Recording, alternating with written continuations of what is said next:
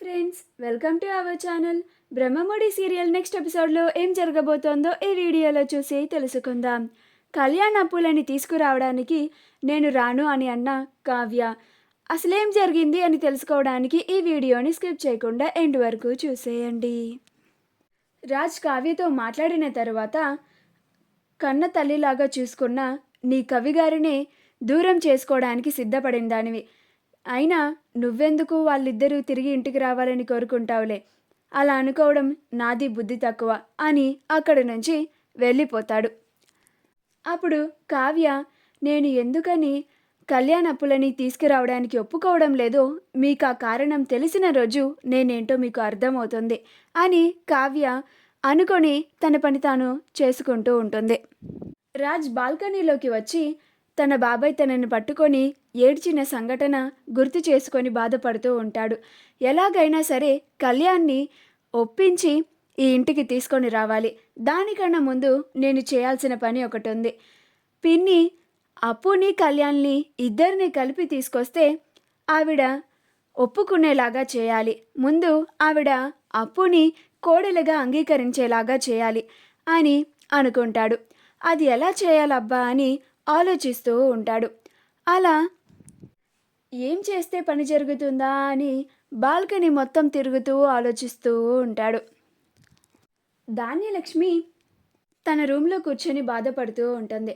అప్పుడు ప్రకాశం వచ్చి ధాన్యలక్ష్మి ఏడవడం చూసి, ఏడవ్వే ఏడు, ఎంతకాలం ఇలా ఏడుస్తావో నేను చూస్తాను. నువ్వు నీ పంతం వల్ల, నీ కోపం వల్ల, నీ మొండితనం వల్లే నా కొడుకు కోడలు ఈ ఇంటికి రాకుండా బయట కష్టాలు పడుతున్నారు. కేవలం నీ వల్లే. నువ్విలా నీ మొండితనం వల్ల నా కొడుకుని ఎంత దూరం చేస్తున్నావో నా తండ్రి మనసు చాలా బాధపడుతూ ఉంది.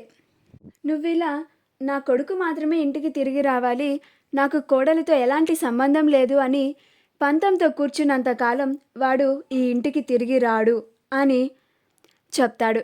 అప్పుడు ధాన్యలక్ష్మి అలానే బాధగా ప్రకాశం వైపు చూస్తూ ఉంటుంది.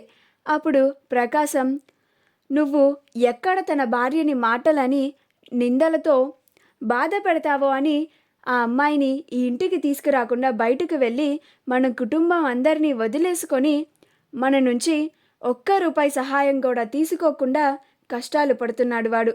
ఇప్పుడు నువ్వు వాడినొక్కడినే రమ్మంటే నువ్వు పిలవగానే వచ్చేస్తాడనుకున్నావా ధాన్యలక్ష్మి? నువ్వు అప్పుని నీ కోడలిగా అంగీకరిస్తేనే వాడు తిరిగి ఈ ఇంటికి వచ్చే అవకాశం ఉంది. నిన్ను చూస్తేనేమో నాకు కోడలు వద్దు అంటున్నావు. ఇంకా వాడు ఈ ఇంటికి వస్తాడో రాడో అని నాకు చాలా భయంగా ఉంది. వాడిని చూడాలని నా మనసు ఎంతలానో తప్పించిపోతుంది. నా కొడుకు నోరారా నాన్న అని పిలిస్తే వినాలనిపిస్తుంది అని బాధపడుతూ ఉంటాడు. అప్పుడు ధాన్యలక్ష్మి ప్రకాశం అన్న మాటలన్నీ ఆలోచించి, ఇది నిజమే కదా, నేను ఇలా ఎంతకాలమని పంతంతో ఉండను. ఇలా నేను అప్పుని ఒప్పుకోకపోతే నిజంగానే నా కొడుకు తిరిగి ఇంటికి రాడు. ఈ ఇంట్లో నేను నా కొడుకు లేకపోవడం వల్ల కూర్చొని రోజు ఏడుస్తూ బాధపడుతూ ఏం సాధిస్తున్నానని, అదేదో నేను అప్పుని ఒప్పుకుంటే నా కొడుకు చక్కగా నా కళ్ళ ముందే ఉంటాడు కదా. ఇన్నాళ్ళు ఆ అప్పుని నా కోడలుగా ఒప్పుకోకపోవడం వల్ల నాకు మిగిలిందేముంది? నా కన్న కొడుకు దూరం అయ్యాడు.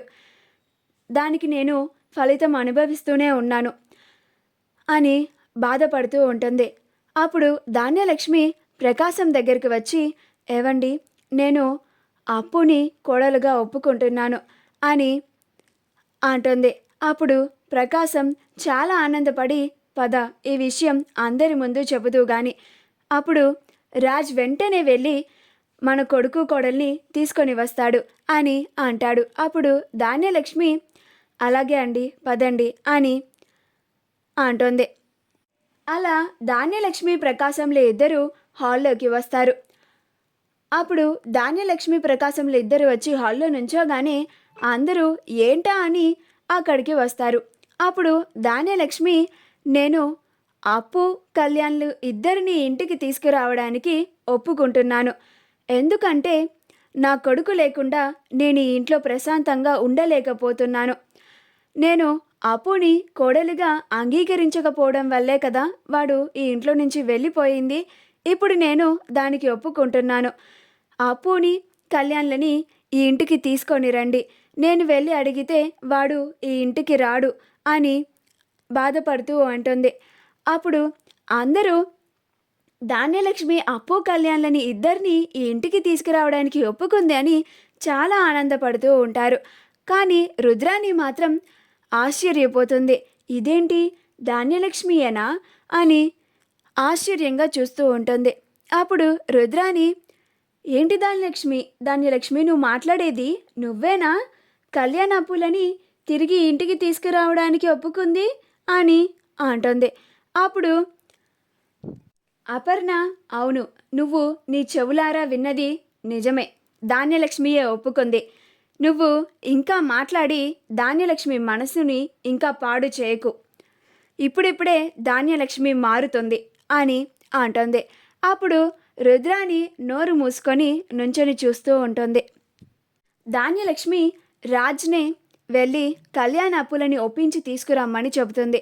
అప్పుడు రాజ్, నువ్వు ఇలా వాళ్ళిద్దరినీ కలిపి ఇంటికి తీసుకురావడానికి ఒప్పుకున్నందుకు నాకు చాలా సంతోషంగా ఉంది పిన్ని.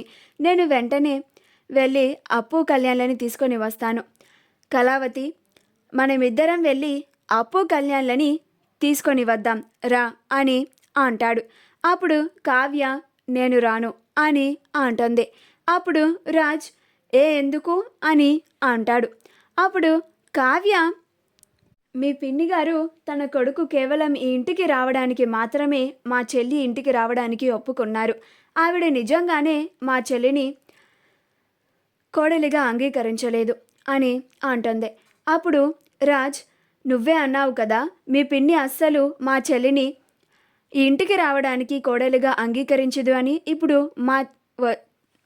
మా పిన్నే చెప్పింది కదా, అప్పు, కళ్యాణ్ని ఇద్దరిని ఈ ఇంటికి తీసుకురావడానికి ఒప్పుకుంటున్నాను అని. ఇంకేం కావాలి అని అంటాడు.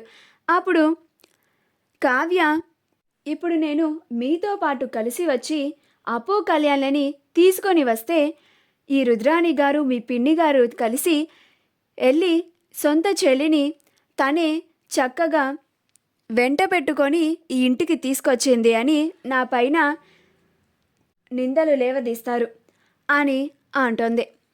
ఇక పైన ఆ మాటలు, ఆ నిందలు భరించే శక్తి నాకు లేదు. మీరే వెళ్ళి మీ తమ్ముడిని, మీ మరదలిని తీసుకొని రండి అని అంటోంది. మా వీడియో కనుక మీకు నచ్చినట్లయితే లైక్ చేయండి, షేర్ చేయండి, మా ఛానల్ని సబ్స్క్రైబ్ చేసుకోండి. పక్కనే ఉన్న బెల్ ఐకాన్ని క్లిక్ చేయడం మాత్రం మర్చిపోకండి.